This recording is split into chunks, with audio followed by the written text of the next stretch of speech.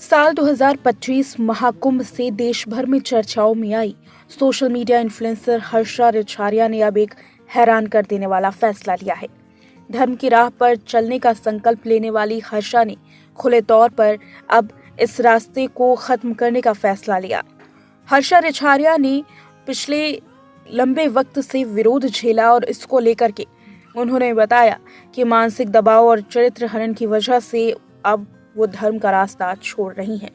उन्होंने Instagram account पर एक भावुक वीडियो शेयर किया है जिसमें बीते 1 साल का दर्द इन्फ्लुएंसर ने बयां किया।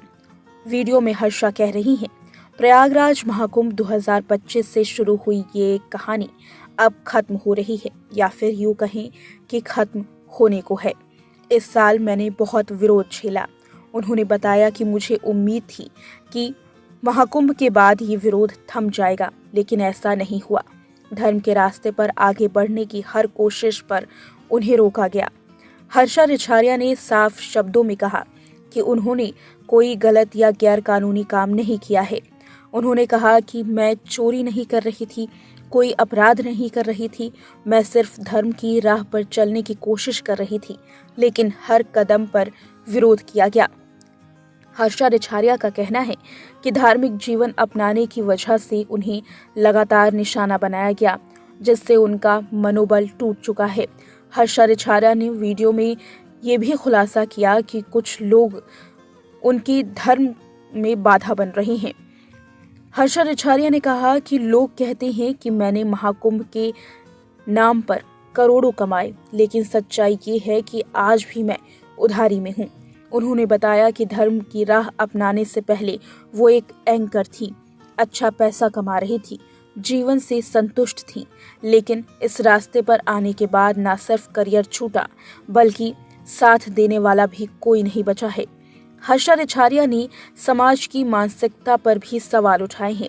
उन्होंने कहा, अगर किसी लड़की का मनोबल सीधे नहीं तोड़ा जा रहा है तो उसके चरित्र का हनन कर दो, फिर वो अपने आप टूट जाती है। उन्होंने दो टूक कहा कि वो माता सीता नहीं जो बार बार अग्नि परीक्षा दे। जो परीक्षा देनी थी मैं दे चुकी हूँ। हर्षा रिछारिया ने साफ कहा कि मौनी अमावस्या पर माघ मेले में स्नान के बाद वो धर्म की राह पर चलने के अपने संकल्प को विराम देंगी। उन्होंने कहा, अब मैं वापस अपने पुराने काम पर लौटूंगी और ये मेरा आखिरी फैसला है। हाल में ही दिए गए एक इंटरव्यू में हर्षा रिछारिया ने अपनी शादी को लेकर खुलासा किया था। उन्होंने कहा, फिलहाल शादी का कोई प्लान नहीं है, मुझे नहीं लगता कि शादी करनी जरूरी है। उन्होंने बताया कि उनके माता पिता अपनी राय जरूर रखते हैं, लेकिन उन पर किसी भी तरीके का दबाव नहीं डाला जाता है। आजकल शादी के बाद सामने आ रही समस्याओं को देखकर पेरेंट्स भी डरे हुए हैं। ये कहा है हर्षा रिछारिया ने।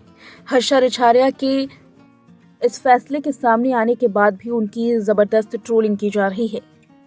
धर्म की राह पर चलने वाली सोशल मीडिया इन्फ्लुएंसर अब अपने पुराने काम पर वापस लौट रही हैं, जिससे ट्रोलर्स और भी ज्यादा एक्टिव हो चुके हैं। सोशल मीडिया पर हर्षा रिछारिया को लगातार ट्रोलिंग मिल रही है।